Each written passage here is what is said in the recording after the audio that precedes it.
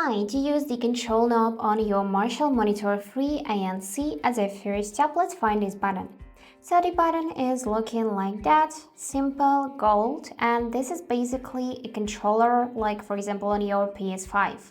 So you can drag this controller, you can move it up and down, left and right, and also you can press the controller.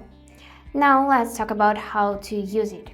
If you want to play or pause sounds, you would need to press this button once like that. And now the sound is playing. Press it again and it will be stopped. To go to the next track or to the previous one, you would need to simply move the button right or left. If you move it right like this, you will go to the next track.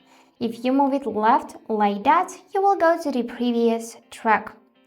To change volume, you would need to simply just move this button up like that and we'll be able to adjust the volume. Just take a look at this step.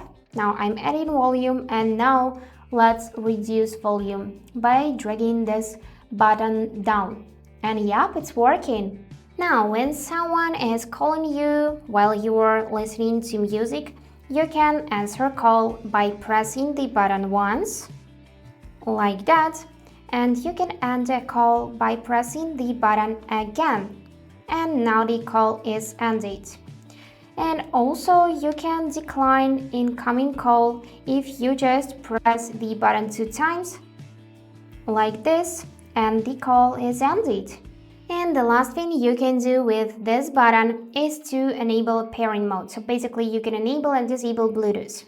For that, to enable Bluetooth, you would need to hold that button so this indicator will be blinking blue. So when your headphones are turned off, you can also enable Bluetooth if you just hold the button and wait for the indicator to blink blue. Just like this. And that's it for today. Hope this video was helpful and thank you for watching.